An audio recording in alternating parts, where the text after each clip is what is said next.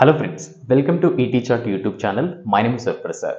ఇంగ్లీష్ను ఎన్ని రోజుల్లో నేర్చుకోగలమనే ఈ సిరీస్లో భాగంగా మన ప్రివ్యూస్ ఆర్ డే 3 క్లాస్లో మనం ప్రెజెంట్ కంటిన్యూస్ టెన్స్ గురించి తెలుసుకుందాం. ఆ ప్రెజెంట్ కంటిన్యూస్ టెన్స్ని 2 డిఫరెంట్ వేస్లో ఎక్స్ప్రెస్ చేయాలి ఆర్ యూజ్ చేయాలని చెప్పేసి మన ప్రివ్యూస్ క్లాస్లో నేను చెప్పడం జరిగింది. అండ్ మన ప్రివ్యూస్ క్లాస్లో ప్రస్తుతం జరుగుతూ ఉన్నటువంటి పనులను తెలిపే సందర్భంలో ఎలా యూజ్ చేయాలో తెలుసుకున్నాం.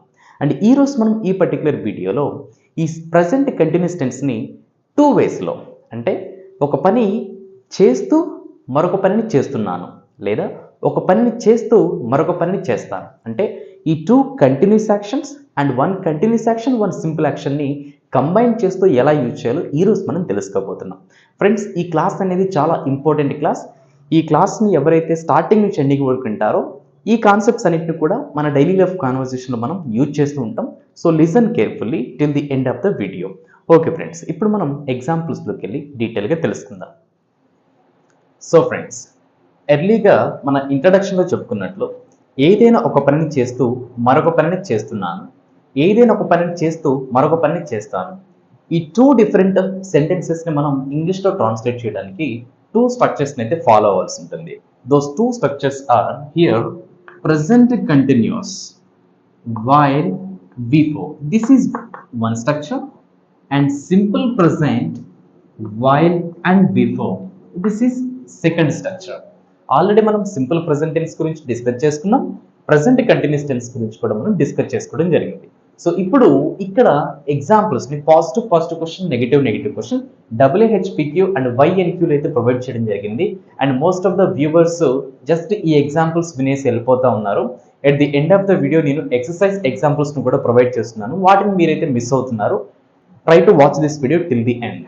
ఓకే ఫ్రెండ్స్, ఇప్పుడు ఎగ్జాంపుల్స్లోకి వెళ్దాం. P stands for positive. నేను రాస్తూ మీకు వివరిస్తున్నాను, అండ్ నేను రాస్తూ మీకు వివరిస్తాను. సో ఇక్కడ మనకు మెయిన్ వర్బ్ ఏంటిది? వివరిస్తున్నాను. ఈ వివరిస్తున్నాను అనేది దేని రిప్రజెంట్ చేస్తుంది? ఒక కంటిన్యూస్ యాక్షన్ అయితే ఇది రిప్రజెంట్ చేస్తుంది. ఇది కంటిన్యూస్ యాక్షన్ రిప్రజెంట్ చేస్తుంది కాబట్టి మనం ఈ ఫస్ట్ స్ట్రక్చర్ని అయితే ఫాలో అవ్వాల్సి ఉంటుంది.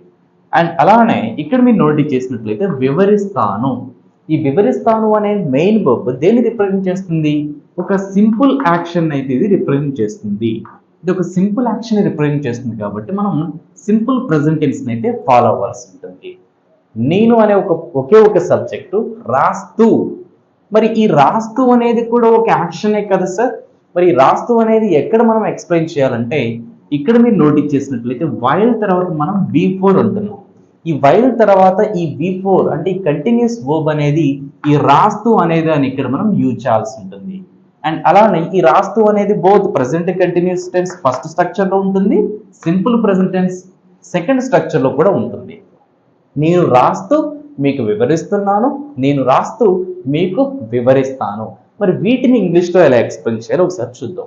సో ఇక్కడ నేను అనే ఒకే ఒక సబ్జెక్టు 2 కంటిన్యూస్ యాక్షన్ చేస్తున్నారు. ఏంటిది? రాస్తూ, అంటే రాస్తూ మీకు వివరిస్తున్నాను, మీకు వివరిస్తున్నాను. ఫస్ట్ మనం ఇంగ్లీష్లో ఎక్స్ప్లెయిన్ చేసేటప్పుడు నేను మీకు వివరిస్తున్నాను అనే ఈ స్టేట్మెంట్ని ఈ ప్రెజెంట్ కంటిన్యూస్ స్ట్రక్చర్ యూజ్ చేస్తూ ఎక్స్ప్లెయిన్ చేయాలి.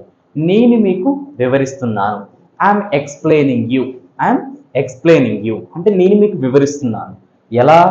రాస్తూ. ఈ రాస్తూ అనేదానికి మనం వైల్ రైటింగ్ అని చెప్పేసి ఇంగ్లీష్లో ఎక్స్ప్రెస్ చేయాలి.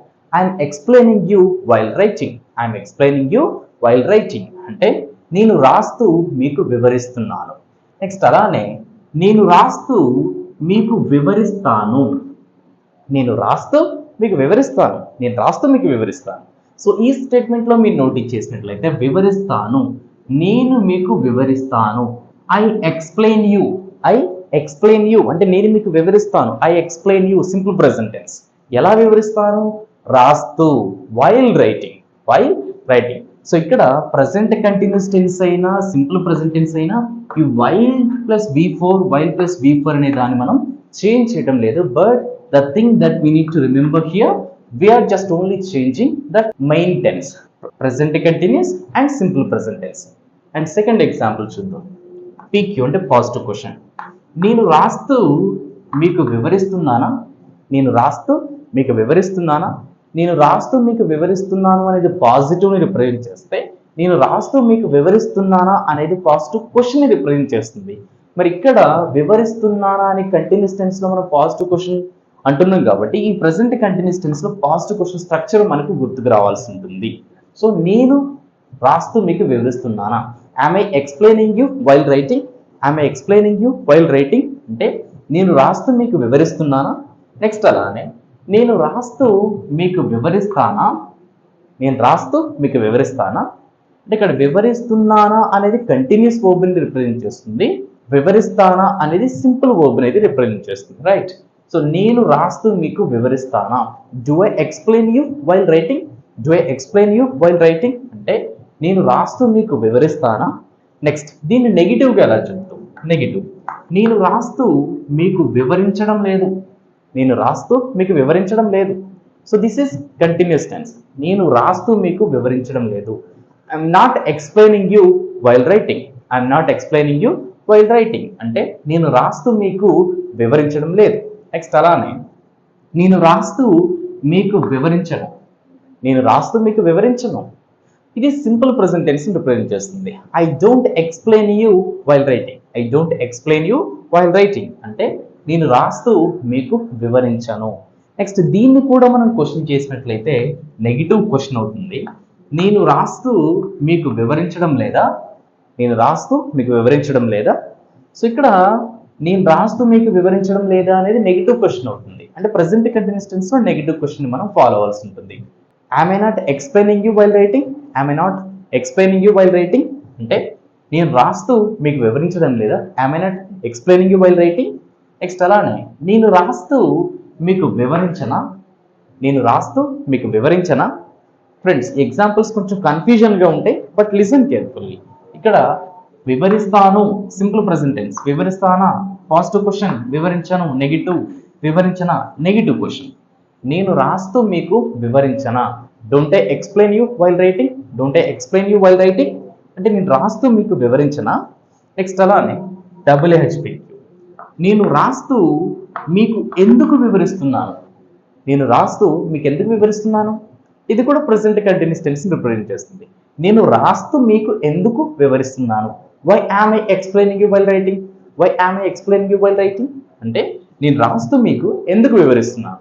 నెక్స్ట్ అలానే నేను రాస్తూ మీకు ఎందుకు వివరిస్తాను, నేను రాస్తూ మీకు ఎందుకు వివరిస్తాను. సో ఫ్రెండ్స్ ఇక్కడ వివరిస్తాను అనేది సింపుల్ ప్రెజెంట్ టెన్స్ యాక్షన్ అయితే రిప్రజెంట్ చేస్తుంది. నేను మీకు ఎందుకు వివరిస్తాను, why do I explain you, why do I explain you while writing అంటే నేను రాస్తూ మీకు ఎందుకు వివరిస్తాను.